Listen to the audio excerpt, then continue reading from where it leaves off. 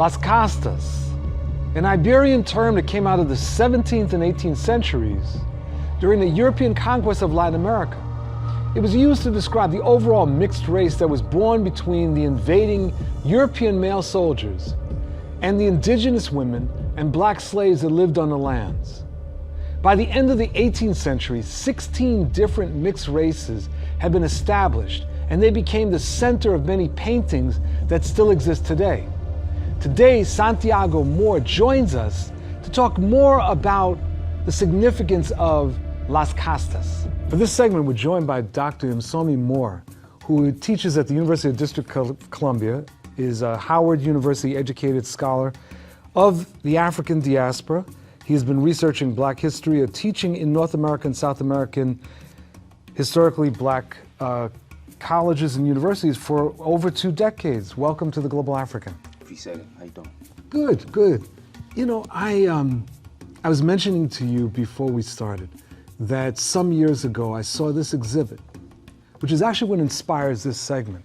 It was an exhibit, it was called Las Castas. Right. And it was at that point that the Los Angeles Museum of Art, LA County Museum of Art. And it was from Mexico.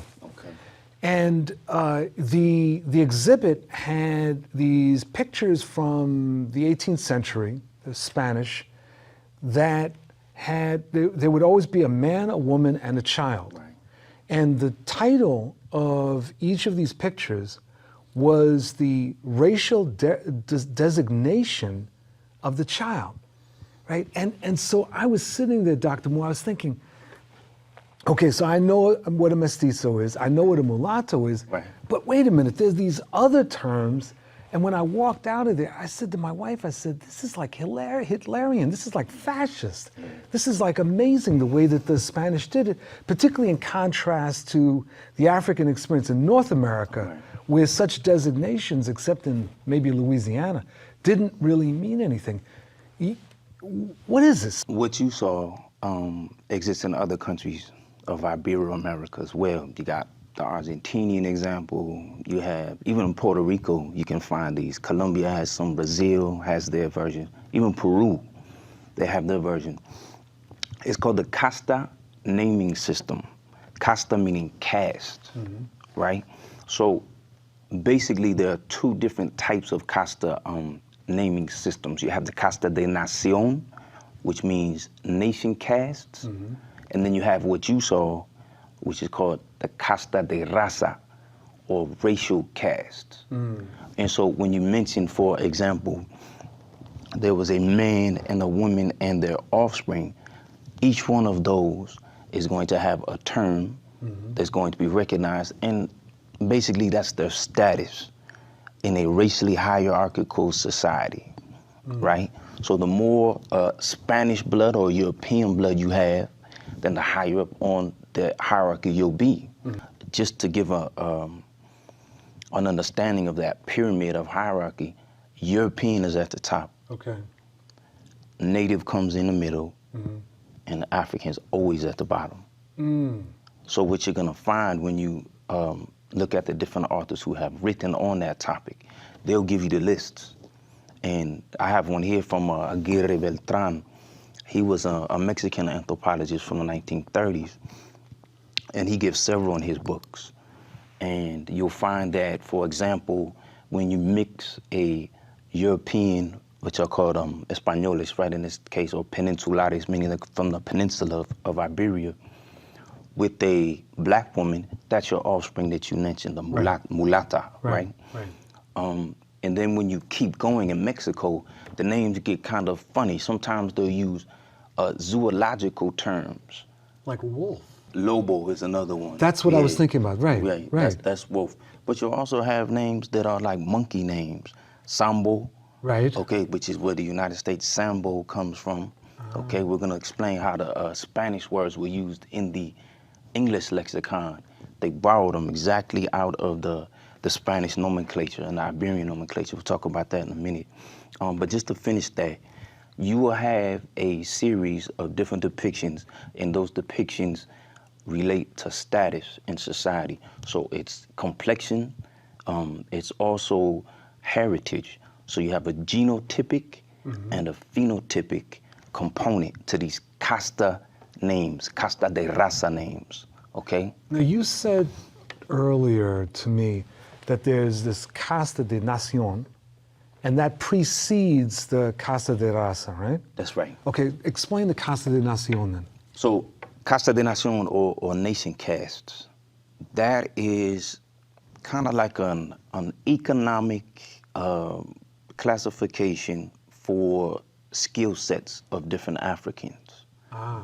What the Spanish did is they would privilege certain groups based on their skill sets, whether they were mining experts or agricultural experts, or they were good, in domestic capacities.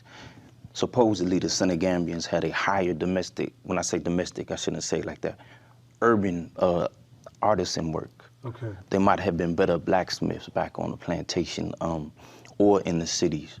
Maybe they were better bricklayers. Maybe they were more, uniform in their understanding of how to organize the different materials.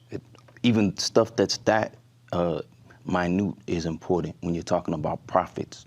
So what the Castas de Nación system is saying we have literally thousands of different groups that we're dealing with that we're going to enslave, and we're going to price those based upon their pericias is the word in Spanish, their skills, their expertise is how you would say that. So it's not just we're grabbing these black folks and we're just throwing it. This is very much designated, almost like a factory designation. Absolutely. Some people compared it to like the NFL draft Yeah, or the exactly. NBA draft. Right, And right. people say, no, that's a horrible comparison. It's really not, all right? It has its antecedents there.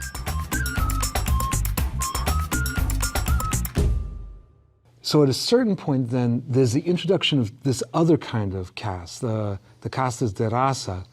And one of the reasons I think this is so important to understand is that it is dramatically different from what we experience in the United States.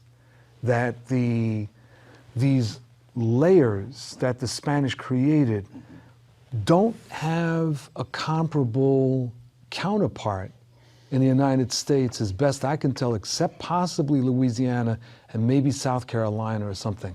But that for the most part, that was not the way the British looked at control. So how did this develop, and why do you see why the differences in the form of white supremacy? Okay, different components here. The British wanted a settler colony up in the colder regions in North America. The Spaniards didn't really look at it as such, nor did the Portuguese at first. And so, demographically speaking, you have way more Europeans up in the British area than you do down in the Spanish area. The point here, I think, is that the Spanish and the Iberians had that system, and I'm gonna tell you where they got it from. They got it from the Moors. The whole encomienda, putting people into work, different people do different tasks in a society. When the Moors invaded Spain, the Spaniards, the Christian, Europeans, absorbed that form of governance, if you will. So, comparatively speaking, it's interesting that you mentioned Louisiana, because that was owned by Spain at one time. Right. And so, if you look at the French Quarter, that's right. Many of those street names are in Spanish. A lot of people don't know that. Congo Square was not created just when the British got there. It was way earlier. And there was a reason why it was called Congo Square, right? Because it was a lot of Congolese people there. But here's I think another dynamic that needs to be spoken to there.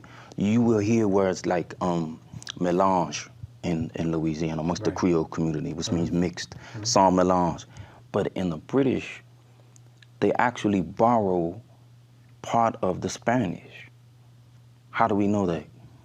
Go back to England in the 12th, 13th, 14th century, nobody's talking about Negroes. Right. They're talking about Moors. That's right. And they'll say blackamoor. That's right. Negro comes out of the Iberian lexicon. And when they're dealing with trafficking persons, they're very specific with who they're talking about. And so they break their system down. They say a white with a Negro is a mulatto. Then they'll say a mulatto with the white is a quadroon, right? Right. And one thing the Spaniards incorporated was the Native American element, and that throws everything off. So the zoological terms that we talked about, like sambo, that's a monkey down in South America that has kind of like a dog face, okay? And it's Z-A-M-B-O. Now, when you say that, it comes out sambo, not zambo. But what in English, when they look at it, they go sambo. Right. Sambo comes out of that. Mulatto, which means like a mule. Okay, mule-like in Spanish. Remember we talked about that cross. Yeah. Another zoological terms. The English take that word. Even the word Negro, especially the word Negro, comes right out of the Spanish lexicon. Negro comes from, the Portuguese started it first. They got it from negro, which means death in Latin. So when like the Greeks and whatnot talk about necropolis and things like that, they're talking about dead references, a dead city and whatnot. So it's negro is not just simply black. It's derived from a reference to the dead. And so negro, as much as it designates Africanity, it designates status. And Africanity equals inferiority. And that's the whole reason for the casta de raza system. Well, I mean, it essentially divides up, particularly given the limited number of Europeans, it divides up the population so that you have the population fighting one another. So you were saying that then there's the introduction of the indigenous. Right. So where do they fit in? And this may sound like a strange question. Why are they situated above the African? How did that end up happening? The Jesuits were all over. They left out of Latin America in 1767. They were expelled. Prior to that, they had plantations. So like the largest plantations in Peru were Jesuit holdings, for example. Wow. But in this case, the natives were perceived as more human than the Africans were by the locals, by the Spanish government and whatnot, the Spanish Empire, the crown. Same way that Jefferson did it. Jefferson said, well, maybe we can look at natives in a more human way, as opposed to Africans, who said, no, those are, even though Banneker was writing letters, right. My man, he goes, nah. At the end of the day, that's why he tried to get rid of us. Jefferson was one of the first ones, and Madison became the president of the American Colonization Society, right? The president right after Jefferson.